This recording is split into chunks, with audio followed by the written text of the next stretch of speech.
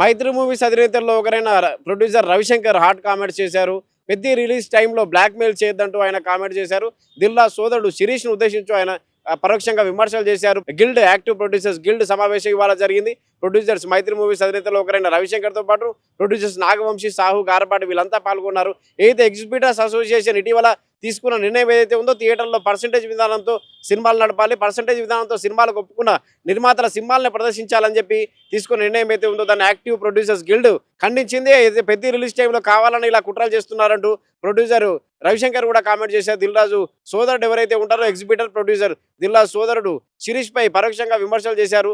గతంలో హరిహర వీరమల్లు సినిమా టైంలోనే ఈ పర్సంటేజ్ విధానం అనేది ఎగ్జిబిటర్లంతా లేవనెత్తారు. ఏడాది కాలంగా ఇది నడుస్తుంది. కానీ ఇవాళే అంటే ఈ పెద్ద రిలీజ్ టైంలోనే ఎందుకు నిర్ణయం తీసుకున్నారు అని చెప్పి కూడా రవిశంకర్ ప్రశ్నించారు. పెద్ద రిలీజ్కు మరో 20 రోజులు టైం ఉంది. జూన్ 4న వరల్డ్ వైడ్గా రామ్ చరణ్ హీరోగా, బుచ్చిబాబు డైరెక్షన్లో రాబోతున్న పెద్ద సినిమా రిలీజ్ కాబోతుంది. పాన్ ఇండియా వైడ్గా సినిమాపై మంచి హైప్ నెలకొంది. వరల్డ్ వైడ్గా ఈ సినిమా రిలీజ్ కాబోతుంది. ఇప్పటికే చాలాసార్లు సినిమా కూడా వాయిదా పడుతూ వస్తుంది. మార్చి 30న ఒకసారి అని చెప్పారు, ఏప్రిల్లో ఒకసారి అని చెప్పారు, మళ్ళీ జూన్ 4కు వాయిదా పడింది సినిమా.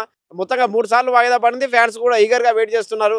ఏఆర్ రెహమాన్ మ్యూజిక్ ఏదైతే ఇచ్చాడో ఆ సినిమా సాంగ్స్ కూడా మంచి హైప్ వచ్చింది. మ్యూజిక్ కూడా మంచిగా ఉంటుందని చెప్పి కూడా ఫ్యాన్స్ ఆశిస్తున్నారు. పాటలు కూడా హిట్ అయ్యాయి. ఈ నేపథ్యంలో పెద్ద సినిమాపై ఒక స్పోర్ట్స్ యాక్షన్ డ్రామాగా వస్తున్నటువంటి పెద్ద సినిమాపై మంచి హైప్ ఉంది. ఇలాంటి టైంలో మా సినిమా వస్తున్నప్పుడు ఎందుకు ఈ పర్సంటేజ్ విధానాన్ని తీసుకొస్తున్నారు అని ఎగ్జిబిటర్స్ అసోసియేషన్ ఏదైతే నిర్ణయం తీసుకుందో దానిపై రవిశంకర్ మండిపడుతూ ప్రొడ్యూసర్స్ మైత్రి మూవీస్ అధినేతల్లో ఒకరైన ప్రొడ్యూసర్ రవిశంకర్ మండిపడుతూ కూడా ఇవాళ కామెంట్ చేశారు. దిల్రాజ్ సోదరుడు శిరీష్ పై పరోక్షంగా కామెంట్ చేశారు. గతంలో మీరు చాలా సినిమాలు ఏడాది కాలంగా చాలా సినిమాలను మీరు ఎగ్జిబిట్ చేశారు. అంటే ఎగ్జిబిటర్గా ఉన్నారు. సినిమాలు వార్ 2 వచ్చింది, సంక్రాంతికి కూడా సినిమాలు వచ్చాయి. వార్ 2, అఖండ, కూలీ 2 ఇవన్నీ సినిమాలు కూడా వచ్చాయి. హరిహర వీరమల్లు నుంచి ఏడాది కాలంగా ఈ పర్సంటేజ్ విధానంపై డిమాండ్ నడుస్తుంది. మరి ఆ టైంలో తీసుకురాని పర్సంటేజ్ విధానం మా సినిమా వస్తున్నప్పుడు ఎందుకు ఒక పెద్ద సినిమా వస్తుంది, పెద్ద సినిమా రిలీజ్ టైంలో ఇలాంటి బ్లాక్మెయిల్ చేయడం ఏంటి, ఎగ్జిబిటర్స్ అసోసియేషన్ మీటింగ్ పెట్టి ఏకపక్షంగా ఇలా నిర్ణయం తీసుకోవడం ఏంటి అని చెప్పి కూడా యాక్టివ్ ప్రొడ్యూసర్స్ గిల్డ్ సమావేశంలో రవిశంకర్ కామెంట్ చేసిన పరిస్థితి. అయితే ఇటీవల ఎగ్జిబిటర్స్ అసోసియేషన్ మీటింగ్లో థియేటర్లో పర్సంటేజ్ విధానం ఉండాలి, రెంటల్ సిస్టమ్ వద్దు, రెంటల్ సిస్టమ్ ఏదైతే తీసుకొచ్చారో అది నడుస్తుందో ప్రస్తుతం నడుస్తున్న రెంటల్ సిస్టమ్ రద్దు చేసి పర్సంటేజ్ విధానంతోనే సింగిల్ స్క్రీన్లో సినిమాలు ప్రదర్శించాలి, అందుకు ఒప్పుకున్న నిర్మాతల సినిమాల్ని ప్రదర్శించాలని చెప్పి కూడా ఎగ్జిబిటర్స్ అసోసియేషన్ నిర్ణయం తీసుకుంది. ఎగ్జిబిటర్ అసోసియేషన్ మీటింగ్కి ఏషియన్ సినిమాస్ అధినేత సునీల్ నారాయణ కూడా హాజరయ్యారు. శిరీష్ హాజరయ్యారు. శిరీష్ కూడా కామెంట్ చేశారు, సింగిల్ స్క్రీన్లు బతకాలి, సింగిల్ స్క్రీన్ థియేటర్లు బతకాలని మేము ఈ నిర్ణయం తీసుకుంటున్నాం, ఎవరికి వ్యతిరేకం కాదు. ఈ రెంటల్ సిస్టమ్ వల్ల సింగిల్ స్క్రీన్లు నష్టపోతాయి.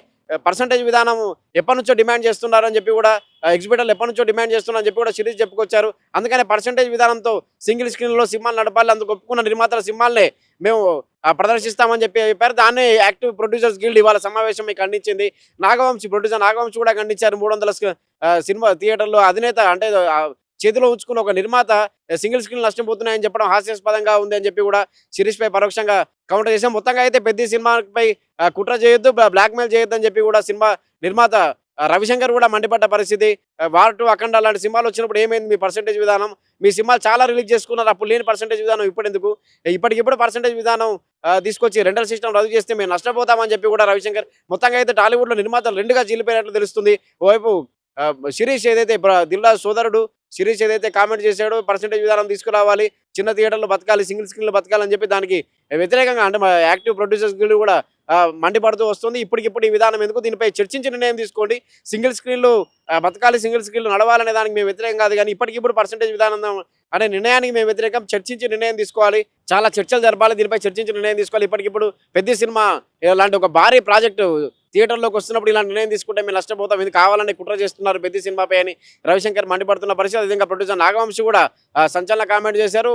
300 థియేటర్లకు అధినేత అయిన ఒక ఆయన ఇలా చిన్న సినిమాలపై మాట్లాడడం హాస్యాస్పదంగా ఉందని చెప్పారు. వాళ్ళ సినిమాలు వస్తున్నప్పుడు పర్సంటేజ్ విధానం గురించి మాట్లాడకుండా ఈ పెద్ద సినిమా వస్తున్నప్పుడు మాట్లాడడం ఏంటని కూడా ఆయన కూడా ప్రశ్నించిన పరిస్థితి. మొత్తంగా అయితే పెద్ద సినిమాపై కుట్ర జరుగుతోంది, బ్లాక్మెయిల్ చేస్తున్నారు, ఇలాంటి టైంలో బ్లాక్మెయిల్ వద్దని చెప్పి మైత్రి మూవీస్ అధినేతలు ఒకరైన రవిశంకర్ మండిపడుతున్న పరిస్థితి. కెమెరామెన్ శ్రీకాంత్, వంశీ, పల్లవి టీవీ.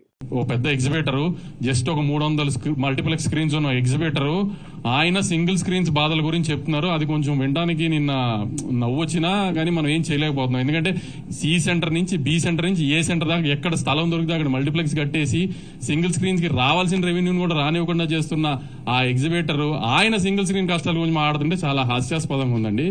అట్లాంటి కామెడీలు చేయడానికి దయచేసి ప్రెస్ మీట్లు పెట్టొద్దని చెప్తున్నాం అండి. అంతే కాదండి, హరిహర వీరమల్లు రిలీజ్ అప్పుడు పాపం పైన అంశం అండి ఇది. ఆ తర్వాత మీరు ఎన్ని రిలీజ్ చేశారు సార్? మీరు దాని తర్వాత వార్ 2 రిలీజ్ చేశారు, కూలీ రిలీజ్ చేశారు, ఓజీ చేశారు, అఖండ చేశారు, సంక్రాంతికి నవీన్ పోలిషెట్టి సినిమా చేశారు, నారీ నారీ నడుమురారి చేశారు, మా చిరంజీవి గారు సినిమా చేశారు. ఇన్ని సినిమాలు రిలీజ్ చేసినప్పుడు ఎగ్జిబిటర్ కష్టాలు మీకేం కనపడలేదు సార్? మళ్ళీ ఇప్పుడు మీ చేతిలో మీరు ఇప్పుడు ఏదో మళ్ళీ అది కరెక్టో తప్పో మీ చేతిలో సినిమా లేకపోవటమో, లేకపోతే ఇప్పుడు ఇది లేదానో, పెద్ద సినిమా లేదానో, ఇప్పుడు మేము పర్సంటేజ్లు ఇప్పుడు ఇమ్మీడియట్గా చేసేయాలి. ఇది కరెక్ట్ కాదండి. అందరం కూర్చుని మాట్లాడుకుందాం, ఎలా ముందరికి వెళ్ళాలో అన్నీ కూడా మాట్లాడుకోవచ్చు. కరెక్ట్గా ఇప్పుడు సినిమా రిలీజ్ వచ్చి